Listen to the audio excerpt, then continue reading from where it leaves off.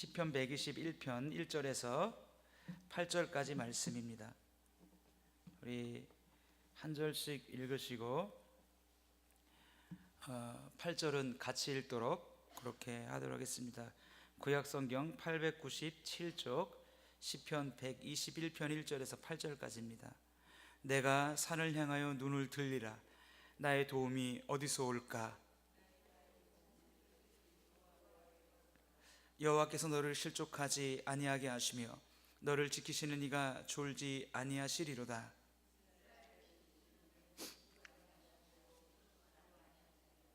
여호와는 너를 지키시는 이시라. 여호와께서 내 오른쪽에서 내 그늘이 되시나니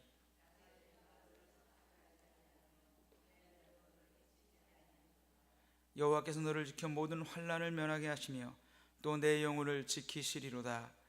여호와께서 너의 출입을 지금부터 영원까지 지키시리로다. 아멘. 저기 혹시 죄송한데 그쪽에 이쪽으로 오시고요. 제가 아까 조금 죄송해요. 착각을 했어요. 저기 남성분인 줄 알고 착각했는데 죄송합니다. 예, 죄송해요. 예. 잠바를 이렇게 입으셔가지고 제가 순간적으로 좀 멀어서. 예. 오늘 시편 121편 1절에서 8절 말씀을 가지고 신자의 진정한 도움이라는 말씀으로 말씀 나누고 같이 좀 기도하는 시간 갖기를 원합니다. 한 아이가 있었습니다. 한 아이가 있었는데 부모가 어릴 때에 일찍 죽었어요. 그래서 이 아이는 커서 마리아라는 여자와 결혼을 하게 되었습니다. 그래서 7명의 자녀를 낳았습니다. 이 사람이 연주를 하는 사람인데 여행을 떠난 사이에 아내가 병으로 세상을 떠났습니다. 집에 돌아와 보니까 이미 장례식까지 다 마친 뒤에요. 그래서 이제 나중에 이제 또 재혼을 하게 되었긴 했는데, 그래서 이 사람에게는 11명의 아들과 9명의 딸이 있었어요. 많이도 낳았죠. 근데 그중 11명의 아들과 9명의 딸 중에 10명의 자녀가 어려서 죽었습니다. 그러니까 반을 잃은 거예요. 또 이 사람의 자녀들 중에서는 이 정신지체아도 있었습니다. 그리고 이 사람은 노년에 장님이 되었습니다. 뇌출혈로 쓰러져서 반신불수가 되었고 경제적으로는 파탄이 나서 가난에 시달렸습니다. 그래서 둘째 부인 안나가 죽었을 때는 장례 치를 돈도 없어서 빈민구제소에서 장례를 대신 치러줬습니다. 이 사람이 이런 상황 속에서도 놓지 않은 것이 있었습니다. 무엇을 놓지 않았냐? 이 사람이 작곡하는 것을 놓지 않았어요. 그래서 작곡하는 것을 놓지 않은 결과 이 사람을 통해서 웅장하고 영혼을 사로잡는 음악과 찬양이 나오게 되었고 이 경배와 감사의 노래들이 나오게 되었습니다. 이 사람은 이러한 모든 상황 속에서 이렇게 말했습니다. 모든 음악의 유일한 목적은 하나님께 영광을 돌려보내고 사람에게 아름다운 감정을 솟아나게 하는 것이다. 그는 자신이 작곡한 칸타타나 오라토리오 마지막 부분에 항상 영어로 SDG 이렇게 이니셜로 새겼습니다. SDG 그게 뭐냐? 소리 데오 글로리아라는 뜻입니다. 오직 하나님의 영광을 위하여 라는 말이에요. 이 사람이 누구냐? 바로 이 사람이 요한 세바스찬 바하입니다. 현대음악의 아버지라고 불리우는 이 사람의 가문에서는 200년 동안 저명한 음악가 50명이 나왔고 그런 고난 가운데서도 가장 경이로운 음악들을 만들어낼 수 있었습니다. 여러분, 고난이라고 하는 것은 어떤 사람에게는 절망에 빠지게 만들어요. 고난 속에서 파묻혀서 절망 가운데 살게 만들지만 어떤 사람에게는 그 고난이 그의 인생의 꽃을 피우게 만드는 그 발판과 밑거름이 되기도 하는 것입니다. 오늘 우리가 같이 읽은 이 시편 121편, 이 121편은 성전으로 떠나는 순례자의 노래입니다. 성전에 올라가면서 하나님의 보호와 하나님의 화평을 원하는 순례자의 그 갈망, 그 노래를 하나님 앞에 부르면서 올라가요. 왜냐하면 이 땅을 살아가는 우리 모두는 우리에게 좋은 일만 있지 않거든요. 행복한 일만 있지 않거든요. 그죠? 2018년이 이제 3월달이 이제 중반으로 가고 있잖아요. 넘어갔잖아요. 이렇게 중반으로 넘어가니까 2018년이 되니까 여러분이 가지고 있던 문제가 다 해결되었습니까? 혹은 여러분들이 가진 고민이 다 해결되었나요? 그렇지 않다라고 하는 거죠. 20살만 되면 압니다. 인생의 행복이라는 것이 놀이동산 가서 실컷 놀이기구 타면 인생 전체가 행복하다는 게 아니라는 걸 알아요. 그 하루는 행복하죠. 그러나 인생이 그렇게 만만치가 않다라고 하는 거죠. 그래서 이 말씀은 유대인들이 예루살렘을 순례하면서 최종적으로 성전에 올라가면서 그 노래를 부르는 거예요. 그 노래를 부르는 유명한 가사입니다. 이스라엘 백성이 이 노래를 부른 이유가 뭐냐? 하나님이 나에게 절대적인 보호가 있어야 합니다. 하나님이 나에게 절대적으로 도와주셔야 합니다. 그리고 나는 오직 그 하나님만 어떤 상황 가운데서도 의지하겠다는 결단입니다. 오직 그 하나님만 바라보고 나아가겠다는 각오라고 하는 거죠. 여러분, 그래서 이 시편 120편을 쓴 저자들, 또 이 노래를 부르고 올라가는 사람들, 그 노래를 힘차게 부르고 때로는 은혜롭게 부릅니다. 왜냐하면 인생이 쉽지 않기 때문이죠. 하나님의 인도와 보호하심이 없으면 우리 육신적인 조건에 휩쓸려서 살아갈 때가 너무나 많이 있습니다. 그래서 이 시편, 이 120편 저자가 1절에 이렇게 말합니다. 성전에 올라가는 노래라는 부제가 달려있고, 같이 한번 읽어볼까요? 시작. 내가 산을 향하여 눈을 들리라. 나의 도움이 어디서 올까? 이렇게 말합니다. 근데 여기 1절에 말하는 산을 향하여 라는 단어가 우리 성경에는 산을 이래서 이게 단수처럼 보이지만 실제로 단수가 아니고 복수예요. 그러니까 산들인 거예요. 내가 산들을 향하여 눈을 들리라, 그런 거예요. 그러니까 이 산은 무슨 산이냐? 예루살렘에 있는 시온산을 의미할 수도 있고, 또 산들이라고 복수를 했기 때문에 이 예루살렘에 있는 헤브론을 감싸고 있는 산들일 수 있습니다. 그래서 두 가지로 해석이 가능해요. 하나는 시온산일 수 있다, 하나는 헤브론을 감싸고 있는 산들일 수 있다 라고 하는데, 역사적으로 볼 때 전자이기보다는 후자일 가능성이 많아요. 왜냐하면 이스라엘 백성들의 역사 가운데 보면은 이스라엘 백성들이 시간이 지나갈수록 그 신앙이 어떻게 되었느냐? 바알과 아세라를 숭배했지만 이들은 또 무엇을 숭배했냐면 산들을 의지하게 되었습니다. 산들을 숭배하게 되었습니다.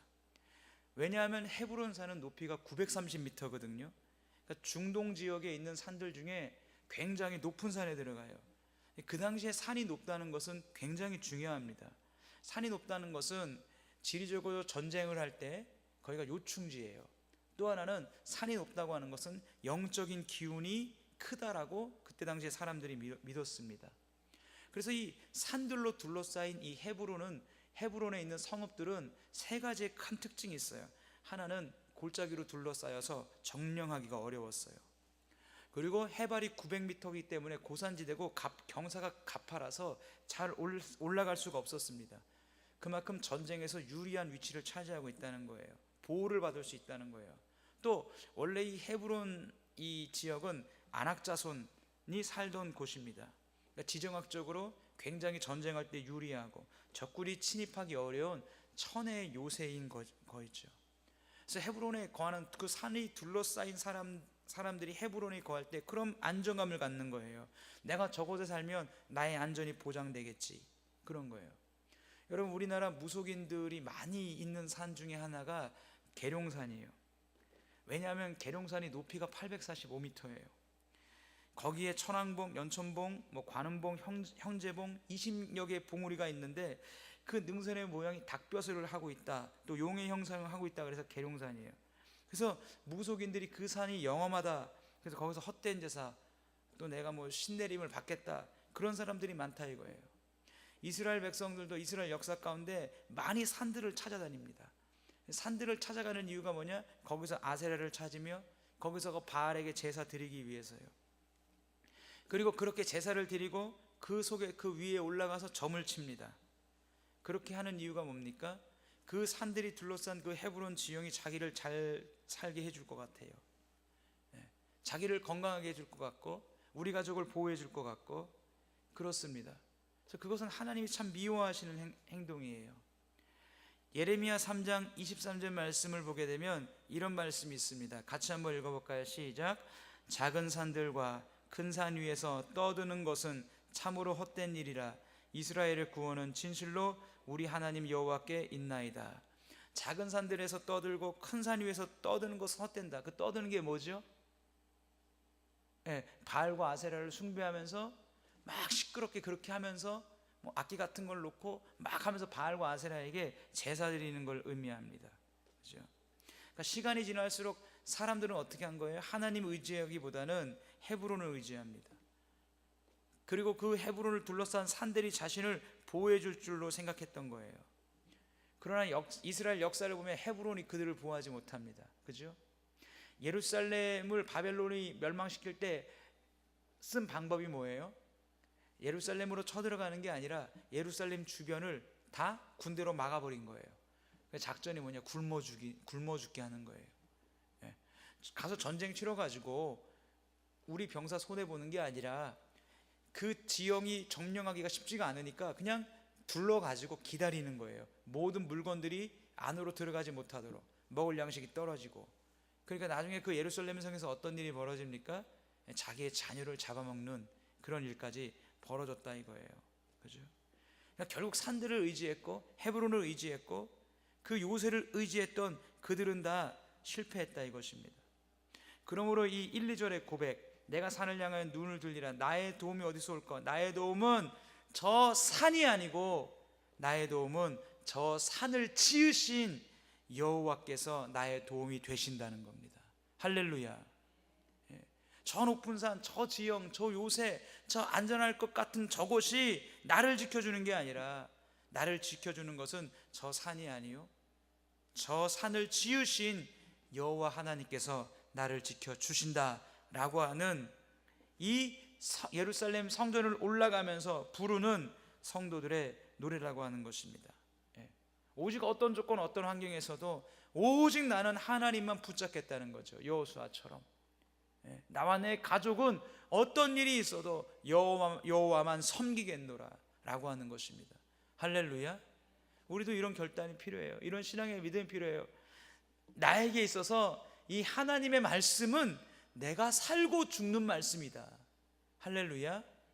이 말씀이 내가 살고 죽는 말씀이고 이 말씀이 내 자녀들이 살고 죽는 말씀이고 이 말씀이 내 자녀들의 후손 대대로 주님 오실 때까지 이 하나님의 말씀이 내가 살고 죽는 말씀이다. 내가 살고 죽는 모든 것이 여기에 있다라고 성전에 올라가면서 그 다짐을 하는 거예요. 성전에 올라가면서 그 각오와 결단을 하고 있는 것입니다. 여러분, 우리는 어떻습니까? 우리 절대적으로 하나님을 의지하고 있습니까? 우리 하나님이 주신 것을 의지합니까? 우리는 하나님을 의지합니까? 혹시 우리의 관심이 하나님이 우리에게 주신 것에 너무나 많은 관심이 있는 건 아닙니까? 하나님이 내게 허락하신 돈, 하나님이 내게 허락하신 집, 내게 허락하신 직장, 자녀, 그 어떤 것이라 할지라도 그것이 하나님보다 그것을 더 의지하게 될 때, 하나님보다 그것이 더 소중하게 될 때 그게 뭐가 되는 거예요? 그게 우상이 되는 거예요. 그죠? 그래서 신약 성경에는 우상 숭배라고 하는 것은 저기 절간에 가가지고 부처상 앞에서 절하는 게 우상 숭배가 아니에요. 그것도 우상 숭배지만 신약 성경 골로새서에 뭐라고 얘기하냐면 탐심은 곧 우상 숭배니라 그랬다고 하는 거예요. 탐심이 우상 숭배니라는 거예요. 내 자녀가 잘되게 하고 싶어서, 내 자녀가 잘되게 하고 싶어서 내 자녀로 하여금 뭐 예를 들면 고3인데 주일날 교회 안 보내고 학교 보내는 거예요. 그런 분들도 계시다고 하더라고요. 고3 때만큼만 주일 일요일날 학교 가서 열심히 공부해, 대학 가서 그리고 다시 교회 다녀. 여러분, 그거는요 뭘 가르쳐 주냐면요, 너의 인생에서 가장 어려운 시기, 너의 인생에서 가장 공부하느라고 힘들고, 너의 인생에서 그렇게 힘들고 어려운 시기에는 잠깐 하나님을 놔둬도 돼. 이거 알려주는 거예요. 그거 알려주는 거예요. 여러분, 좋은 대학 가면 좋죠. 근데 좋은 대학 간다고 다 성공하나요? 요즘 그렇지도 않아요. 여러분, 그렇지도 않습니다. 저도 이렇게 막 사역을 많이 해봤는데 뭐 다 그런 건 아니에요. 다 그런 건 아니고 일부는 어떠냐면 청년들이 있는데 일을 맡겨보고 시켜보면 공부를 좀 잘했던 친구들은 약간 고지식해요. 다 그런 건 아니라고 말씀을 드렸어요. 제가 뭐 성급한 일반화를 시키는 게 아니고 제가 경험했던 친구들 좀 고지식. 근데 지방대에 있는 친구들은요, 이게 사고가 자유로워요. 그래서 프로그램 같은 것도 잘 짜오고 그러더라고요. 그래서 뭐 별로 큰 차이가 없어요. 큰 차이는 뭐냐면 같은 시간 주고 영어 단어 100개 암기하라 그러면 좋은 대학 간 친구들은요 한 20분이면 암기를 다 하면 저 밑에 있는 친구들은 한 1시간 줘야 돼요. 뭐 그런 차이? 그 정도 그런 것 같아요. 근데 이게 전부는 아니라고 말씀을 드렸습니다. 일부분이 그렇다는 거. 좋은 대학 가야죠. 갈 수 있으면 당연히 열심히 공부해서. 근데 그게 날 지켜주는 게 아니거든요. 그거 의지하는 게 인생의 성공이 아니거든요. 히브리서에 보면 이런 말씀이 있습니다. 너희가 하나님 앞에서 거룩함과 모든 사람과 화평하고 거룩함이 없이는 아무도 주를 보지 못하리라. 이런 말씀이 있습니다. 하나님 이렇게 말씀하지 않았어요. 네가 가방끈이 짧으면 주를 보지 못하리라. 네가 가난하면 주를 보지 못하리라. 네가 못생겼으면 주를 보지 못하리라. 네가 인기가 없으면 주를 보지 못하리라. 성경에 그런 내용이 없어요.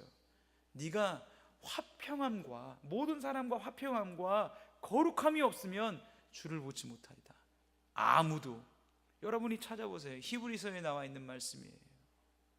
그렇죠? 우리가 어느 방향에 우리의 인생에 추구할 점을 두고 살아가야 하는지를 보여주고 있다고 하는 것입니다. 하나님이 내게 주신 것들을 의지할 때, 하나님보다 더 의지할 때 거기서부터 영적인 그 댐에 구멍이 생기기 시작하는 거예요. 구멍이 생기기 시작하는 거예요. 여러분에게 여러 번 말씀드렸습니다. 하나님이 내게 어떤 복을 주셨다. 복을 왜 주셨다고요? 하나님이 내게 어떤 복을 주셨다면 성경에는 복을 주신 목적이 있어요. 하나님이 한 번도 성경에 나온 인물 중에 그냥 복을 주신 일이 없어요. 아무 이유 없이 복을 주신 일이 없어요. 복을 왜 줬냐? 복을 줄 때는 사명 감당할 목적으로 복을 주신 거예요. 할렐루야. 사명 감당할 목적으로 복을 주셨어요. 아브라함에게 복을 주시고 이삭에게 주시고 야곱에게 주신 이유는 그냥 아무 이유 없이 주신 게 아니에요. 네가 하나님의 사명을 감당할 목적으로 복 주신 거예요. 할렐루야. 여러분이 만약에 성경에서 사명 감당할 목적이 아닌데도 복을 받은 사람이 있으면 저 좀 소개 좀 시켜주세요. 왜? 저도 그 사람 따라서 그런 복 좀 받아보게.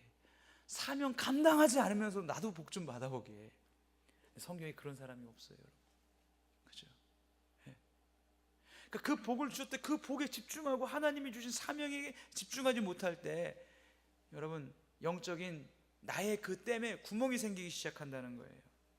그래서 121편의 이 저자는 천연 요새 헤브론의 산들을 음정하지만 나는 그 산들을 의지하지 아니하겠다. 나는 그 산을 지으신 하나님을 의지하겠다. 이렇게 말씀하십니다. 그러면서 3절 4절에 이렇게 말씀하시죠. 여호와께서 너를 실족하지 아니하게 하시며 너를 지키시는 이가 졸지 아니하시로다. 이스라엘을 지키시는 이는 졸지도 아니하시고 주무시지도 아니하시리로다. 아멘. 졸지도 않고 하나님이 졸지도 않고 주무시지도 않는다. 왜 자꾸 이런 성경에 보니까 구약 성경에 이런 내용을 왜 자꾸 집어넣을까요? 그 하나님께서 이 시편 저자를 통해서 파수꾼을 상징한 얘기를 지금 우리에게 들려주고 싶은 거예요. 여러분 이스라엘 사회는요 파수꾼이 반드시 있습니다. 여호와 증인에서 말하는 그런 파수꾼 말고 여러분 파수꾼이 하는 일이 뭐죠? 구약에서 성이 있죠. 성이 있으면 성 이렇게 위에 성벽이 있잖아요. 성벽 어디쯤에 망대 같은 게 있어요. 그리고 그 위에 사람이 있습니다. 그 사람이 뭐냐? 파수꾼이에요. 그럼 그 파수꾼이 하는 일이 뭐냐? 적군이 오는지 안 오는지를 보는 거예요. 파수꾼의 역할이에요. 밤이 되었어요. 근데 파수꾼이 그 위에서 자면 돼요, 안 돼요? 자면 돼요, 안 돼요? 자면 안 되는 거예요. 자면 큰일 나는 거예요. 자고 있을 때 적군이 들어오면 파수꾼 한 사람만 죽는 게 아니라 그 성 안에 사는 모든 사람들이 다 죽는다 이거예요. 그죠? 자, 그래서 시편 130편 6절에 이런 말씀이 있습니다. 한번 같이 한번 읽어볼까요? 시작. 파수꾼이 아침을 기다림보다 내 영혼이 주를 더 기다리나니 참으로 파수꾼이 아침을 기다림보다 더하도다. 이렇게 말합니다. 다윗의 고백이거든요. 근데 다윗의 고백이 이런 거예요. 파수꾼이, 그 망대에서 파수꾼이 아침을 기다림보다 내 영혼이 주를 더 기다리나니 참으로 파수꾼이 아침을 기다리보다 내가 하나님을 더 기다린다. 그럼 내가 하나님을 이렇게 많이 기다리고 하나님이 내게 응답하기를 이렇게 소원한다는 것을 비교하는 대상으로 왜 파수꾼을 들었을까요? 파수꾼은요, 망대에서 파수를 보면서 아침이 오기를 그렇게 갈망하거든요. 왜 아침이 오기를 그렇게 갈망할까요? 왜일까요? 밤에는 안 보이잖아요. 지금처럼 무슨 적외선 카메라가 있는 게 아니잖아요. 밤에는 안 보인단 말이에요. 깜깜하단 말이에요. 적군이 오는 게 볼 수가 없단 말이에요. 그러니까 어떻게 하는 거예요? 해가 뜨기만을 기다리는 거예요. 혹시 내가 이 깜깜할 때 내가 보고 있다가 혹시 내가 못 본 적군이 나를 죽이고 이 성으로 들어와서 성 안에 있는 사람들을 다 죽일까봐 아침에 해가 뜨기를, 해가 떠야지 뭐가 보여요? 이게 환하게 보이니까 적군이 들어오려는 것도 들어오지 않고 막을 수가 있는 거예요. 그러니까 파수꾼은 밤마다 파수대에서 막루에서 이 파수를 보면서 아침을 기다리는 거예요. 아침을 간절히 엄청나게 기다리는 거예요. 근데 다윗의 고백이 뭐냐면 자기는 그 파수꾼이 그렇게 아침이 오기를 기다리는 것보다 나는 하나님을 더 기다린다. 난 하나님을 내게 응답하시기를, 내 기도에 들어주시기를, 나는 하나님 그 파수꾼이 기다리는 것보다 나는 더 기다린다. 이렇게 지금 얘기를 하고 있는 것입니다. 그러니까 하나님이 말씀하시는 거, 난 졸지도 않겠다. 하나님 말씀하시는 거, 나는 잠자지도 않겠다라는 게 바로 이거라 이거예요, 여러분. 여러분 시편 127편 1, 2절에 이렇게 말씀하고 있습니다. 이런 말씀이 있어요. 솔로몬의 시 곧 성전에 올라가는 노래 그래놓고 여호와께서 집을 세우지 아니하시면 세우는 자의 수고가 헛되며 여호와께서 성을 지키지 아니하시면 파수꾼의 깨어 있음이 헛되도다. 너희가 일찍이 일어나고 늦게 누우며 수고의 떡을 먹음이 헛되도다. 그러므로 여호와께서 그의 사랑하시는 자에게 잠을 주시는도다. 여러분 이거 다 대조가 있는 거예요. 자, 두 사람이 등장하죠. 자기의 집을 세우는 사람, 그리고 성을 지키는 사람, 파수꾼. 둘 다 열심히 해요. 한 사람을 집을 세우는데 하나님 말씀하는 거예요. 네가 집을 아무리 세우려고 해도 여호와께서 그 집을 세워주지 아니하시면 그 세우는 자의 수고가 헛되다는 걸 보여주고, 또 하나는 한 사람 파수꾼이 등장하는데 이 파수꾼이 성을 지키는데 아무리 깨어있어서 성을 지켜준다 할지라도 하나님께서 그 성을 지켜주지 아니하시면 파수꾼의 깨어있는 것이 허사로다 이거예요. 파수꾼의 경성하고 있는 것이 허사로다 이거예요. 결국 무슨 말이죠? 하나님이 함께 해야 된다는 거예요. 할렐루야. 하나님이 지켜줘야 된다는 거예요. 하나님이 어떤 자에게 그런 하나님의 지킴과 보호를 주시냐 이거예요. 내 주변에 있는 나를 지켜줄 것 같은 저 산들, 헤브론을 둘러싼 그 주변의 산들, 내게 있는 물질이나 내게 있는 어떤 내 마음을 든든하게 하는 어떤 세상적인 것들, 그게 자녀일 수도 있고요, 그게 내 집일 수도 있고요, 내게 있는 돈일 수도 있어요. 그러지 않은 게 아니라 진정한 나를 지켜주시고 나를 보호하시는 분은 하나님이시다. 그래서 나는 파수꾼이 아침을 기다림보다 나는 오직 하나님만을 더 기다린다고 하는 자에게 하나님이 어떻게 한다는 거예요? 함께 해주겠다는 거예요. 하나님이 그 사람에게 안 졸겠다는 거예요. 하나님이 그 사람을 향해서 주무시지도 않겠다는 거예요. 할렐루야. 여러분, 그런데 여러분, 아까 우리가 읽었던 그 말씀 마지막에 이렇게 말씀합니다. 뭐라고 말씀하시냐면, 그러므로 여호와께서 그의 사랑하시는 자에게는 뭘 준다? 잠을 주시는도다. 이 구절 많이 여러분들이 사용해 보셨죠? 언제 많이 사용해 보셨어요? 새벽 작정 20일 작정 새벽에 있었을 때, 못 나갔을 때, 아유 집사님 20일 새벽 작정 예배 왜 못 오셨어요? 죄송해요, 못 나왔어요. 여호와께서 그 사랑하시는 자에게 잠을 주신다고 하셨는데 제가 그 사랑하시는 그 잠을 좀 자서 못 나갔습니다. 뭐 이런 대로 쓰잖아요.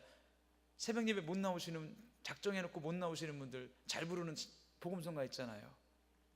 그분들이 좋아하시는 복음성가 뭔지 모르세요? 나 자유 얻었네, 너 자유 얻었네. 우리 새벽 예배에서 자유 얻었다고. 물론 이제 뭐 농담이지만, 근데 이 말씀은 그런 뜻이 아니고 역설이에요, 역설.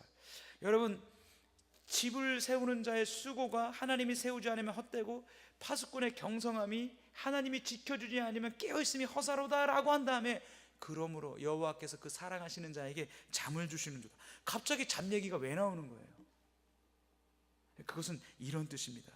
역설이 역설. 파수꾼은 망루에서 밤에 자면 돼야 한대요. 만약에 파수꾼이 망루에서 망을 보고 깨어있어도 지금 시원찮은데 망루에서 잤어요. 그걸 왕이 들었어요. 그럼 어떻게 될까요? 어떻게 될까요? 예? 죽음이에요, 죽음. 제가 부끄러운 얘기를 하나 해. 제가 신학대학교 다닐 때 알바를 참 많이 했습니다. 제가 배달 알바를 뭐 거의 다 섭렵했죠. 근데 이제 주유소에서 이제 제가 주유소 총무로 일을 하기로 했어요. 밤 10시부터 아침 8시까지. 제가 주유소에서 한 1년 정도 밤 10시부터 아침 8시까지 기름 넣었거든요. 기름을 넣었는데 티코에다가 경유를 넣어가지고 한 달 월급이 다 날아간 적도 있습니다. 이 원래 좋은 차는 경유 주유기를 넣어도 이게 안 들어가거든요. 그럼 졸면서 이렇게 넣다가 안 들어가면 이게 안 들어간단 말이에요. 안 들어가 딱 보면 이 휘발유 주유기는 좀 작아요. 경유 주유기는 앞에가 꼭지가 크고 안 들어가니까 이게 안 들어가니까 깨가지고 이거 휘발유 차 아니야? 휘발유로 바꾸는데 그 당시에 티코는 그런 게 없었어요. 그래가지고 어떻게 됐냐? 경유를 빼가지고 든 거예요. 그리고 빼고 걸었고 운전자도 자기가 경유를 받았는지를 모르고 달린 거예요. 좀 가다가 차가 멈춰버렸죠.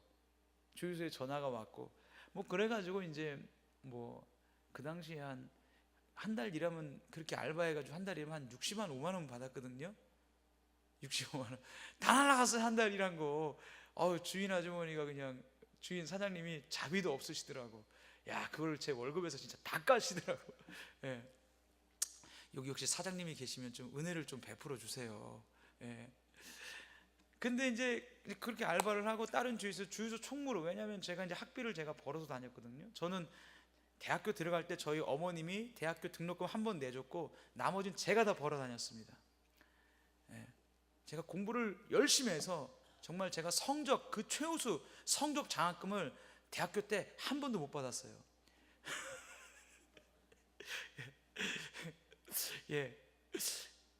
그래서 저는 성적으로는 대학교 때는 성적으로는 아니다. 나는 이제 알바로 승부를 보자 해가지고 이제 밤 10시부터 아침 8시까지 알바를 하는데 우리 교회에 나오는 청년 하나하고 알바를 하게 된 거예요. 저는 그때 전도사였고 저는 카운터를 보고 얘는 앞에서 총을 쏘고 너는 총을 쏴라.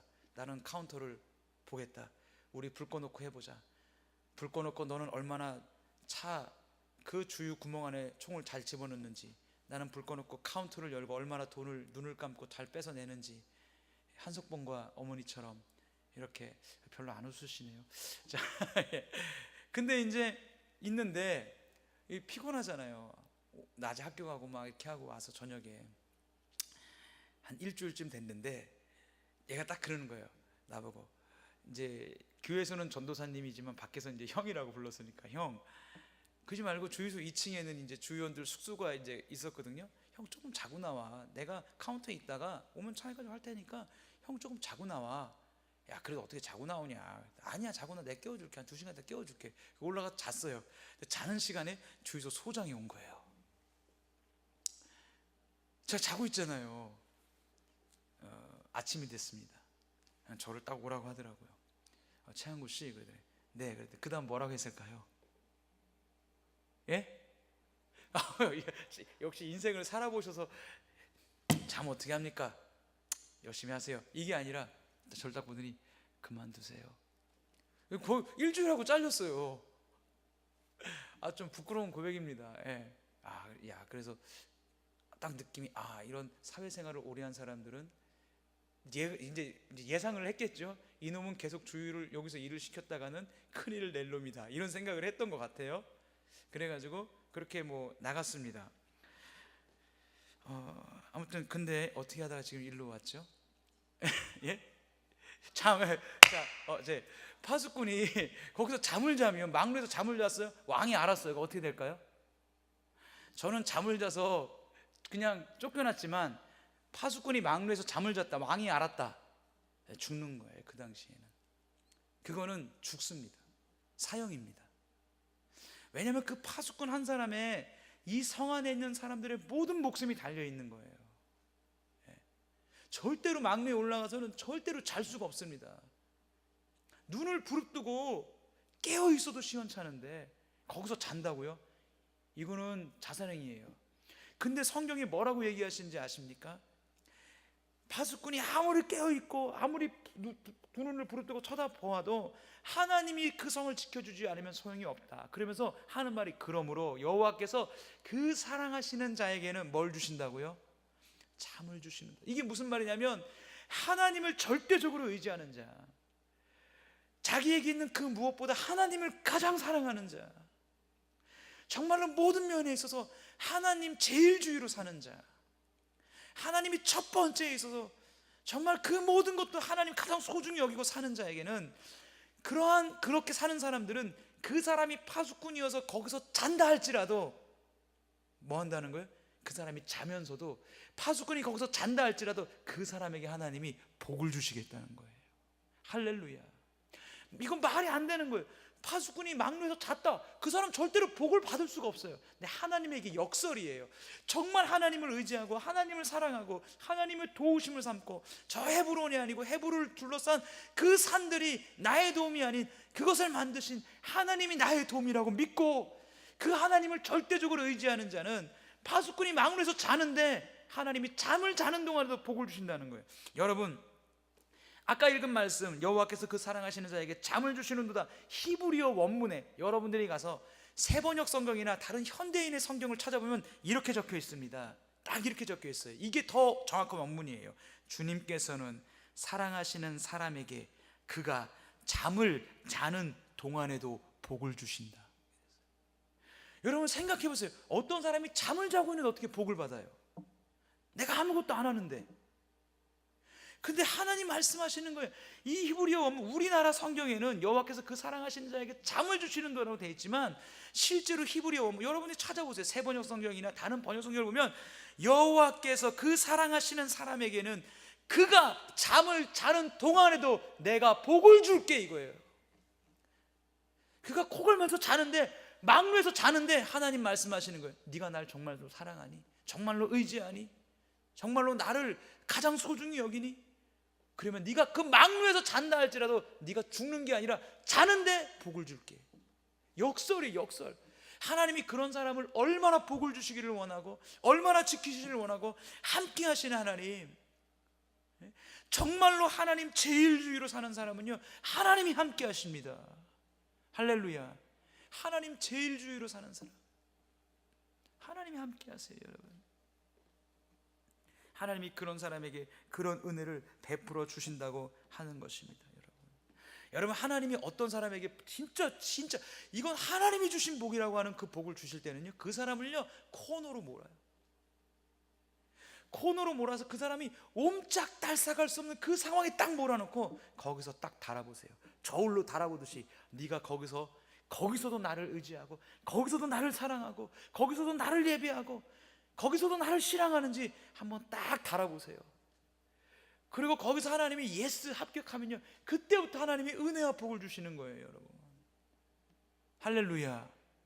여러분, 우리가 하나님 제일주의로 사는 게 얼마나 큰 복인지 모릅니다. 우리의 말, 우리 행실, 내가 재물을 대하는 태도, 내가 주의를 대하는 태도, 예배를 대하는 태도, 모든 면에서 하나님 제일주의가 되어야 합니다. 아멘. 하나님 제일주의가 되어야 합니다.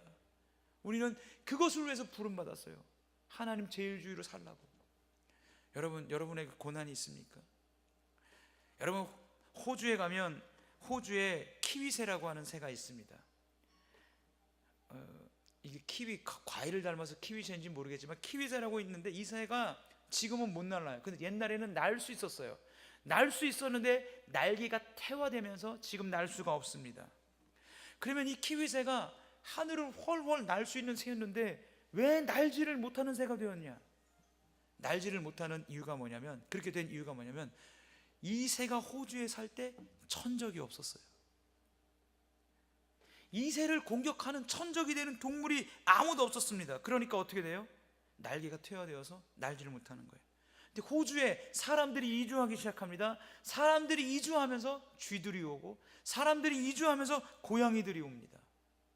이 쥐들과 이 고양이들이 날지 못하는 이 키위새에 뭐가 되었느냐? 천적이 되었어요. 그리고 키위새가 극소수로 줄어들어갑니다. 왜? 이유는 단 하나, 날지 못하기 때문에. 천적이 없어서, 고통이 없어서, 고난이 없어서 날 필요를 느끼지 못했기 때문에 날개가 퇴화되었는데 천적이 생기니까 어떻게 됩니까? 다 죽어가는 거예요. 여러분에게 고난이 있습니까? 여러분에게 아픔이 있습니까? 여러분의 삶에 애만이 있습니까? 어떤 문제는 해결이 안 됩니까? 왜지요? 하나님 말씀하신 거예요. 기도의 날개를 펼쳐라. 기도의 날개를 펼쳐라. 하나님 제일주의로 사는 그 날개를 펼쳐라. 하나님을 절대적으로 의지하는 날개를 펴라. 하나님에게만 집중하는 날개를 펴라. 결단하고 순종해라. 새술은 새 부대에 담아야 된다. 예수 믿고 성령으로 거듭났으면 우리가 새술은 새 부대에 담아야 됩니다. 헌 부대에다가 새술을 담으면 바로 되면서 이게 부풀어 올라서 터져버려요.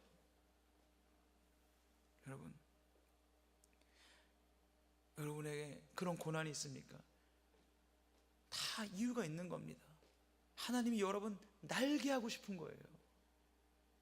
근데 그 고난에 기도하지 않으면 태화되는 거예요. 그런 하나님 제일주의로 사는 사람에게 121편 7, 8절은 이렇게 말합니다. 여호와께서 너를 지켜 모든 환난을 면케 하시며 네 영혼을 지키시리로다. 여호와께서 너의 출입을 지금부터 영원까지 지키시리로다. 아멘. 여러분 마음에 다짐하십시오. 오늘 밤에 내가 하나님 앞에 기도하겠다. 열심히. 여러분 오늘 왜 나오셨어요? 기도하러 오셨잖아요. 그죠? 하나님 앞에 여러분 마음을 여시고 여러분 간절히 기도하시고 내가 다시 기도의 날개, 믿음의 날개, 예배의 날개를 펼쳐 저 창공으로 올라가 하나님 제일주의로 살겠습니다. 나에게 역사하여 주시옵소서. 우리 함께 기도하겠습니다. 이 시간 우리 같이 한번 찬양하겠습니다. 우리 주의 사랑을, 주의 선하심을 우리 같이 찬양하겠습니다.